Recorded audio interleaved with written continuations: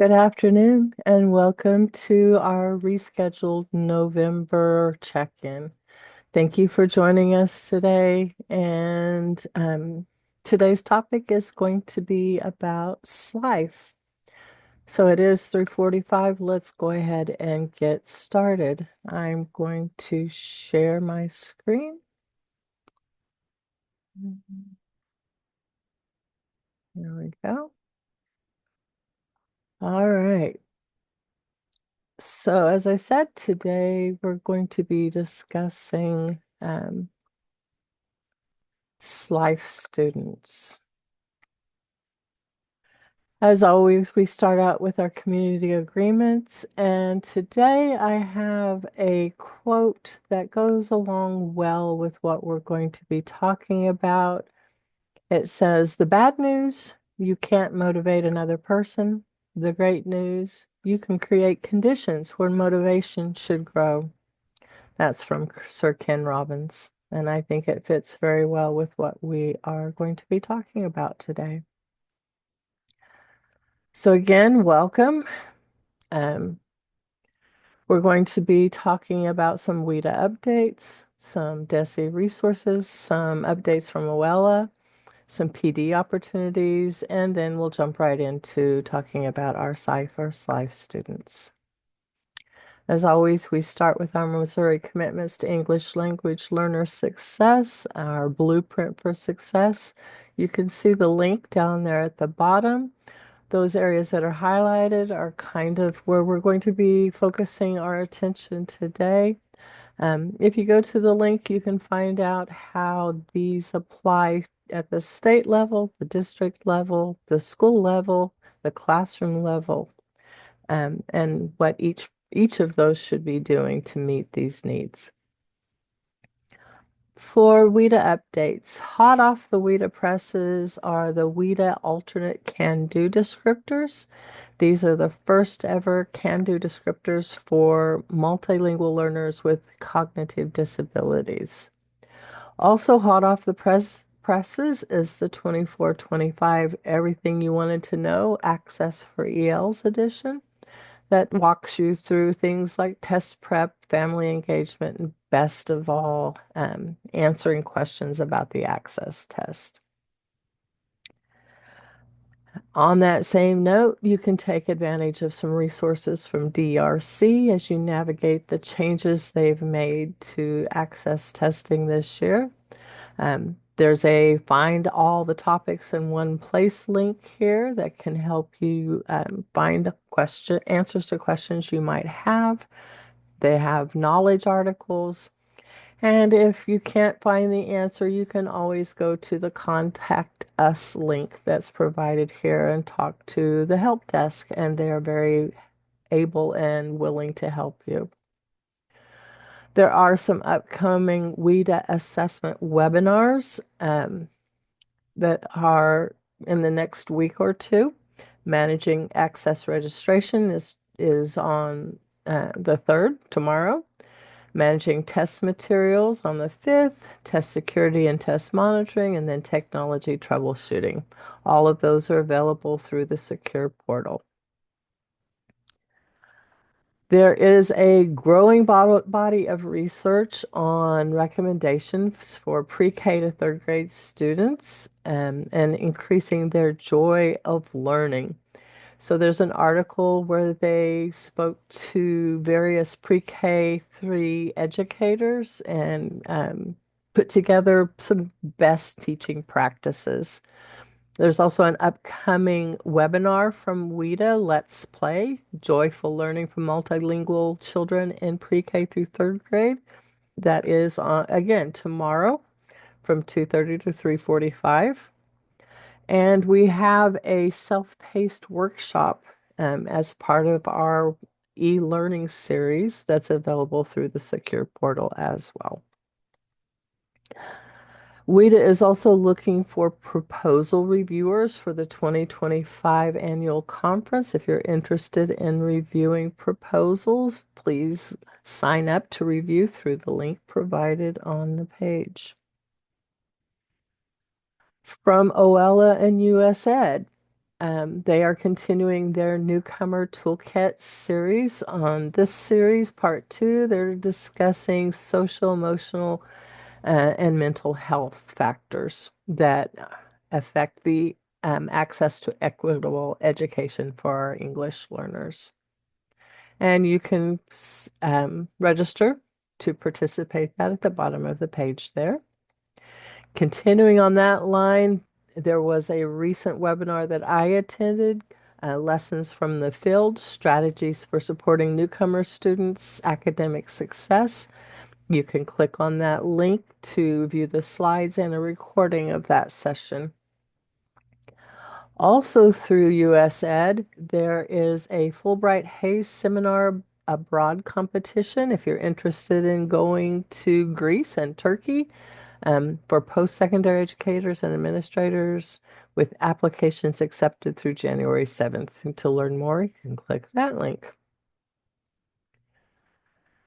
US Ed also just released this Empowering Educational Leaders, a toolkit for safe, ethical, and equitable AI integration that is very informative and has, I think, 10 modules that you can learn more about using AI and the US Ed's stance on that.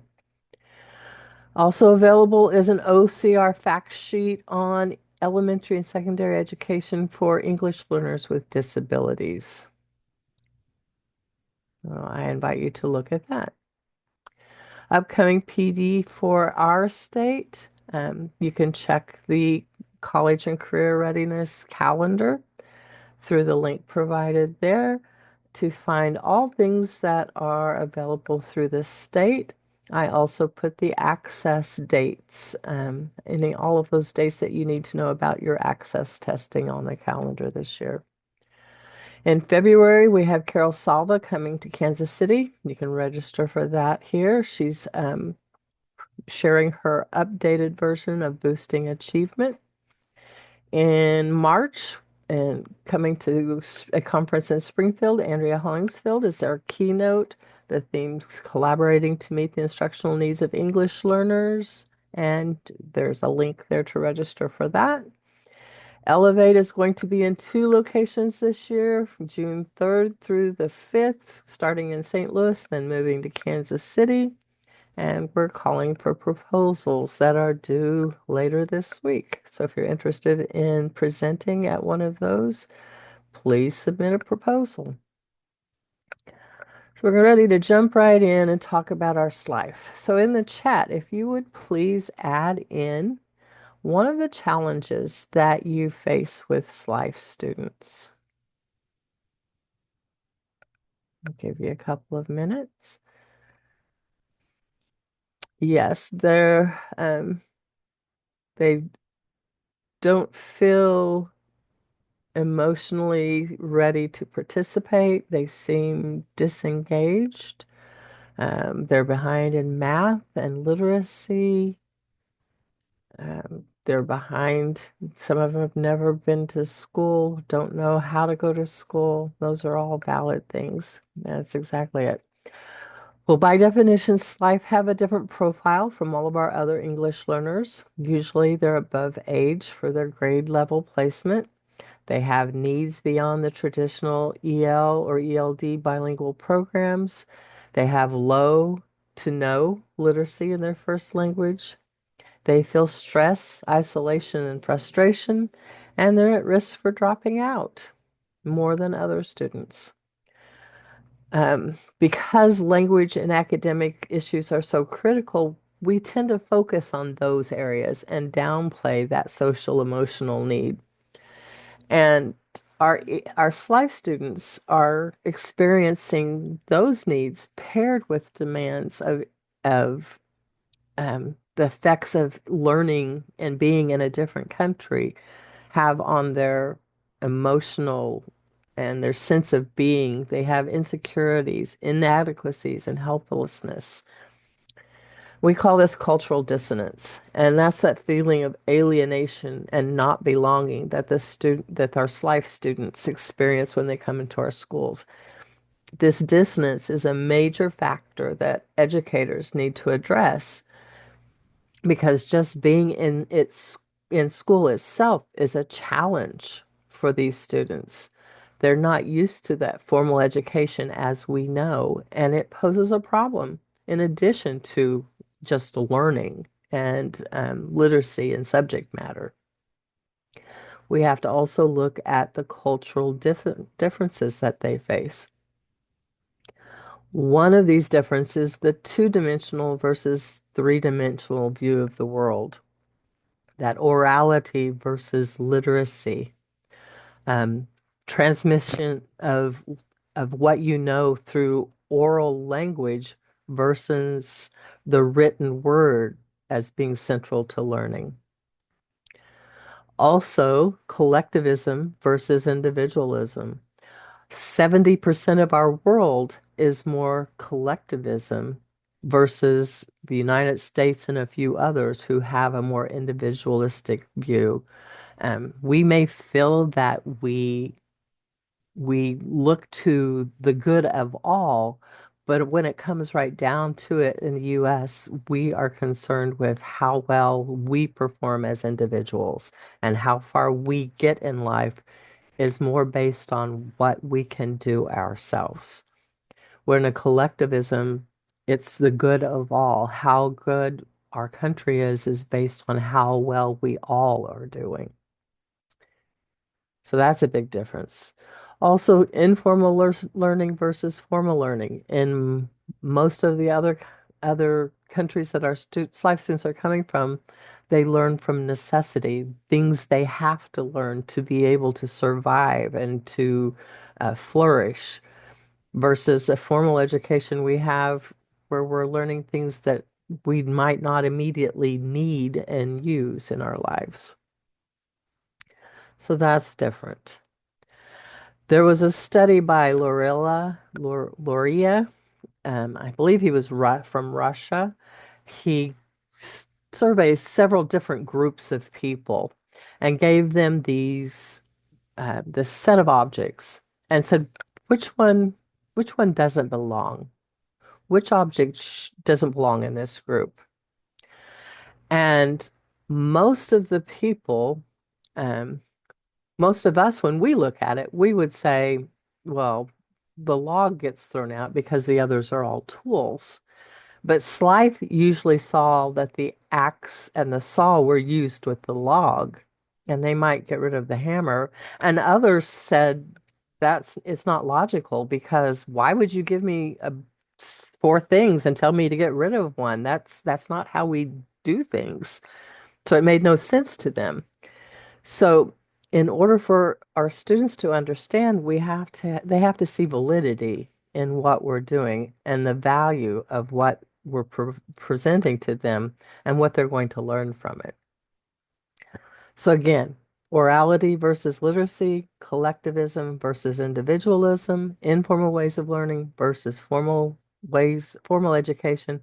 Those are some ways beneath the surface that we don't always look at when we're looking at the whole student, the whole SLIFE student.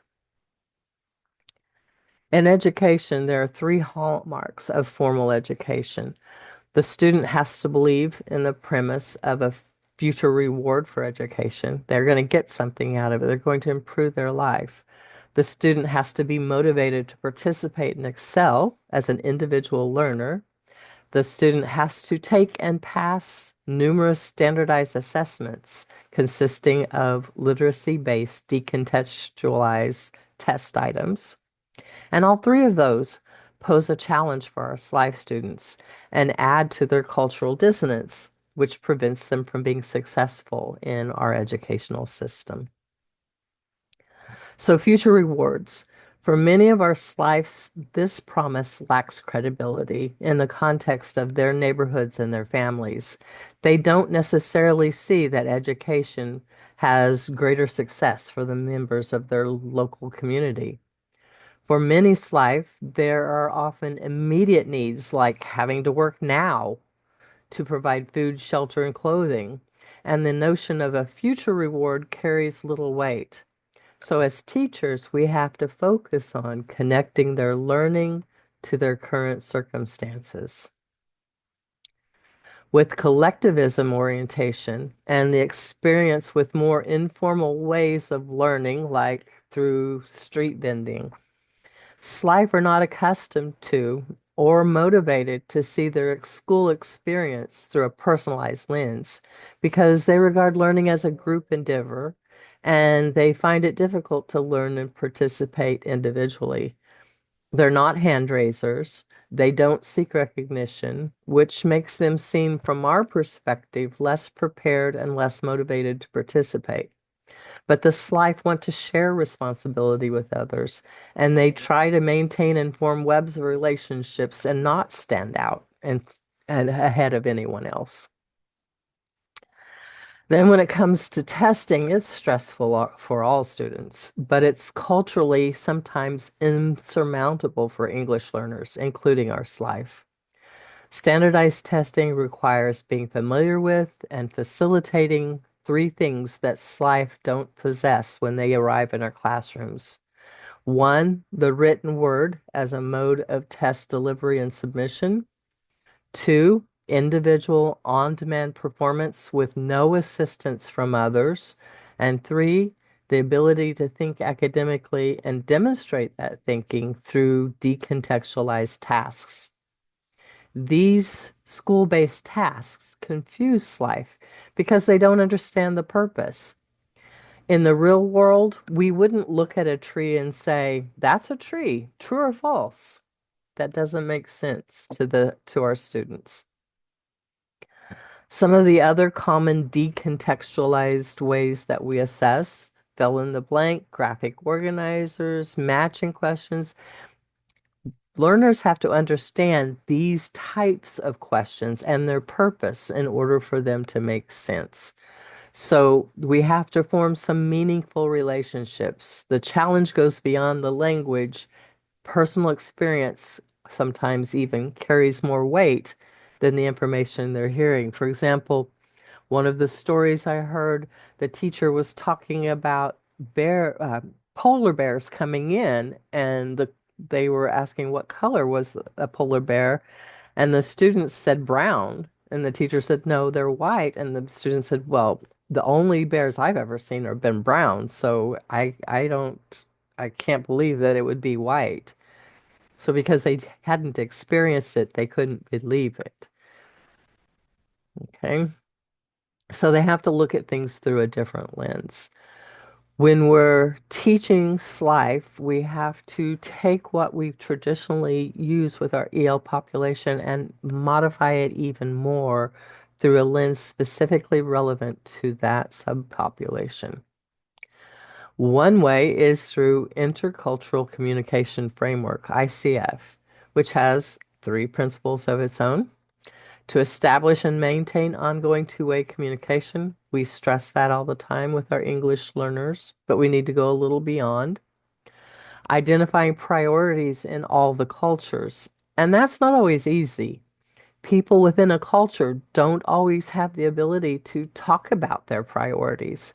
Many, if not most, are of those priorities are below the level of conscious awareness, and we assume them to be the norm. Like school attendance. In America, we know it's the norm. You have to be in school, but in other countries, it's not the norm to be in school every day. Also, SLIFE are not just low proficiency, they have significantly different learning needs. Some tasks may mean something different to them. For example, if I gave them a bunch of geometric shapes and asked them to sort them, they might sort them by color rather than shape. These students also aren't used to sitting for long periods of time and having restricted movement. They're used to doing what they feel they need to when they need to do it. So just being in the classroom is a different experience. Also, making associations between the familiar and unfamiliar. As like we know, they have limited school experience, but they have substantial real world knowledge and experience, and teachers need to explicitly relate familiar to what's new and unfamiliar. And that requires going back to one and two, knowing the students and knowing their culture. This chart gives us some questions we can ask to address each of the principles. What do we know about the students, and what do the students know about me? There was one teacher that spoke about the student wasn't connecting to them. So one day she invited him in and they had a conversation and let the student ask her questions. And she told about herself. And the next day, when the student came in, it was completely different. And they were interacting with the teacher and answering. And she asked the student, why are you changed? What's different? She goes, well, now I know you, is what the student said. Now I know who you are. So she needed that connection before she could have a conversation. So those connections matter. Okay, based on the three principles of ICF, was developed this mutually adaptive learning paradigm, or MALP, which is an innovative instructional model specifically designed for SLIFE students to help them transition into the mainstream classroom. And MALP has two principles that SLIFE can achieve academically, and that this is only possible through mutually adaptive approaches. There is a definition of MALP, and on the right, that flyer is linked to their website where you can go and learn more about MALP. But MALP is basically made up of three components: conditions, processes, and activities. Conditions are the elements that have to be present in the classroom before learning can take place. The processes are how the students are expected to interact with new material to develop their understanding, and the activities are the tasks that they perform and the underlying ways of thinking. So we have learning pathways to learning. And this isn't going to change. We start with learning. We have the affective and the cognitive domains. Affective will be our SEL, Maslow, and trauma. Cognitive would be language and content, the literacy skills, academic language, numeracy, and subject area. We're not changing that. We're not taking away. When we introduce MALP, we're adding to. So where do we add it? We added two parts to the affective, talking about cultural conditions for learning and the processes for learning. And then US schooling goes with the cognitive. We have to teach them how we do school in the United States, the academic ways of thinking. And we have to teach them about decontextualized tasks. And we have to be explicit. But we also need to remember that it's not a crosswalk for those from other educational systems, like students who went to school in Mexico and uh, Guatemala and other places. This is for those students who lack formal education, that we have to specifically hone in on these areas. Okay. All right. So here's the solution, MALP. MALP, we accept conditions, we adapt to what they need in working with SLIFE. Educators have to understand the relevance from the very different perspective where learning is contextualized. For example, young street vendors learn basic math skills in their day-to-day lives as needed, rather than learning how to solve word problems for hypothetical situations. By accepting the conditions of interconnectedness and immediate relevance, as educators, we set the stage for the next component of MALP, which is key processes for learning. Both paradigms are combined. So the combined processes always have shared and individualized, both oral and written. The Western schools, we focus on the individuals, so students expect to be held accountable for their learning and their work. And that's exemplified by our standardized testing. But many SLIFE come from, again, that collectivistic culture that puts the group ahead of the individual, where learning is a collaborative effort, where taking responsibility as individuals isn't a priority. They don't see helping each other or copying as doing something wrong. So, for certain informal learning methods, literacy is also not required or necessary. On the other hand, in Western education system, it's all based on literacy. And in MALP classrooms, teachers are consistently combining oral and written so that they're integrated in support of learning. Oral's not just spoken, but lots of repeated elements. Things that are more memorable, like the Bible, were handed down first orally from people, and people just heard them over and over until they remembered them. Finally, we have to zero in on the academic tasks and really teach them, but be sure to teach them with language and with content that the students feel comfortable with, not some new vocabulary or some new difficult subject matter. The new thing that you're teaching is the task itself. This is important. We're suggesting that if you focus on a new academic task, we're talking about what kind of schema? Linguistic, content, or formal? Yes, we're talking about the formal. And then the task should be introduced with familiar schemata from language and content, things they know about. The MALP is a culturally responsive, sustaining instructional approach that is implemented through project-based learning. It could be little small projects that support SLIFE in developing their academics to succeed while maintaining their own culturally significant priorities and values.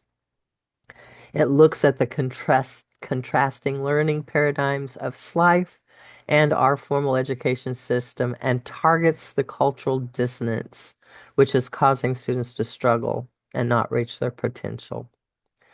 So we're attacking that at its root. So the activities for learning in the classroom, again, we need to make sure they're done with familiar language and with familiar content. Because our SLIFE have likely learned by doing in the real world. Their lived sociocultural experiences, whether they're in the family or community, through caregiving, homemaking, agricultural, construction, or crafts, they all center around the immediate needs and produce a tangible result. They usually don't require literacy or textbook learning, and they contribute directly to the community. They have not developed the same way of thinking expected in our formal education environment.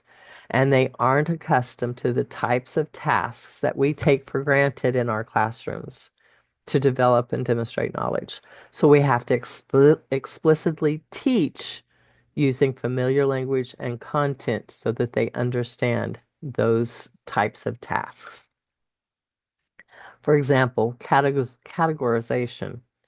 We start teaching that in early childhood through shape sorters and all kinds of educational toys that children use. And they become more sophisticated in their thinking about classifying as they progress through the grades. SLIFE, though, aren't familiar with this type of analysis, and we have to teach the concept itself explicitly in an age-appropriate way. We can't expect that this life already know how to classify or that they are ready to focus and practice with that with mastery. So we have to make it real. So in this classroom, they had students who were frequently absent, and the teacher solicited from the students reasons that you might give for being absent. And she was writing them all on the board. And then for discussion, she asked the class, well, which ones of these reasons are good reasons? Which ones are okay reasons? And which ones are not acceptable reasons for not coming to class? And so they categorized them and then color coded them and put them into columns. So um, The students were learning more about through this new material and adjusted more quickly to the expectations of school through the discussion.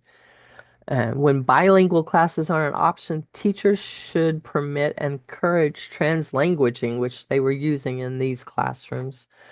They were talking, they were giving information, and she was writing down what they said. Okay. I've also provided here a link to a planning checklist that the teachers can use. So for question one, it says, I'm making this lesson project immediately relevant to my students' lives. In this situation, it was relevant because the students were being absent and they were talking about the excusism, which is an acceptable excuse. The second one, I'm helping students develop and maintain interconnectedness with each other. They were having discussion. Well, is this a good reason or is this not a good reason? And they were coming to consensus together through the discussion. I'm combining processes for learning. I'm incorporating both shared responsibility and individual accountability. Every student had to contribute a reason. Every student had to weigh in on whether they thought it was a good reason or not a good reason. I'm scaffolding the written word with oral interaction. The teacher was writing down everything the students said, and then she was writing it again on the color-coded pieces of paper to indicate the student's preference. Okay, the next question, I'm developing academic ways of thinking. So without even telling them that she was categorizing, by putting them in the columns, she was showing the students categories. So by putting them in color-coded columns, she was actually categorizing them without telling them, I'm putting these in categories. So she's introducing the concept of categorization for them. I'm teaching students to engage in decontextualized text tasks to demonstrate mastery. Again, she's putting them in college columns and she's grouping them by what's alike. She's charting it, putting it in a chart, putting it in a table. Whoops, sorry, back one. The last one, I'm using familiar language and content as scaffolds. So she's taking the language right from the students. They're talking about something's relevant because they were having too many absences. So it's something the students knew about. It was familiar to them. It was their language, and she was using it, and they were using it to build upon. So yes, there's a link to a blank of this so that you can try this out and when to see if you are using the paradigm with your students. There's another activity used with a group of Chinese speaking students. Excuse me. These students had left Laos to go to Thailand across the Mong River. And so she made this an assignment for the students. Um, they had to interview at home to find out how their parents moved from Laos to Thailand. And then they shared the data with the class. They drew the map. And so they knew that Laos was on one side, Thailand, and they were separated by the river. Um, they added the information that was gathered in columns. They included a sentence frame. So these students rode a raft across the Mong in and then the year. These students swam across the Mong in and the year. These students was pulled across the Mong in and the year. Okay. So they had sentence frames that they developed from it. And they were responding to questions. So, how did your parents get from Laos to Thailand? And then they would have to say, Ying rode a raft across the Mong in 1979. So they use this for so many different things. They used it for map awareness. They used it for sentence building. They could create sentences. You combine the oral with the written, and you've basically made a chart here with columns and rows. And you can teach sentence structure. You could even go back and put the years in chronological order if you wanted to, and talk about chronological order. This all started from an artifact that a student brought to school and shared with the class, which spurred the discussion, which led to talking about how people came from Laos across the river into Thailand. So it was built on something that was interesting to the students and part of their culture. And again, you can go back to that chart and make sure that you've included all of the elements when you're doing the discussion with them. So anytime you do a lesson like this, we're combining oral transmission with the print. We honor their orality. The development of literacy must be continually scaffolded by oral interaction and the connection made to print, both spoken language and print, and then the reverse from print to spoken language. And I like this statement. The starting point should not be commercially written stories, but the students' own stories, because those are what they can relate to. Those are things that have meaning for them. And these stories, or at least portions, can be written down and the basis of literacy and reading lessons. They could also be recorded and used for speaking and listening activities. The link here at the bottom, if you haven't heard of Green Card Voices, these are stories from immigrants and refugees that have been shared with the greater audience.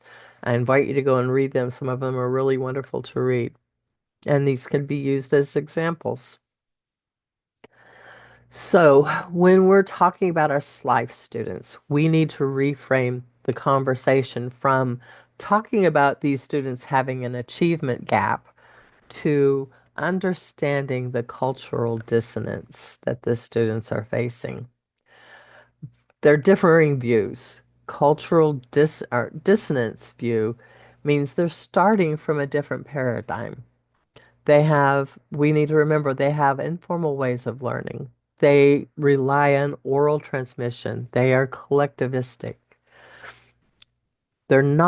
We shouldn't use the deficit view, that they know how but can't do it and lack ability. That's the negative way of looking at them. We need to acknowledge who they are and what they bring with them and build from that. So the best way to implement these MALP strategies is through small projects like that map project, where we're looking at how the families moved across the river. Things as small as that. SLIFE can participate actively and make progress in school-based activities because the model creates a learning environment that acknowledges their background and their needs. We need to explicitly teach how to use those decontextualized tasks. And MALP is mutually adaptive, taking elements from the school learning paradigm and the SLIFE learning paradigm to create a new one. If you want to learn more about MALP, there are some links here. The top link will take you to the MALP website.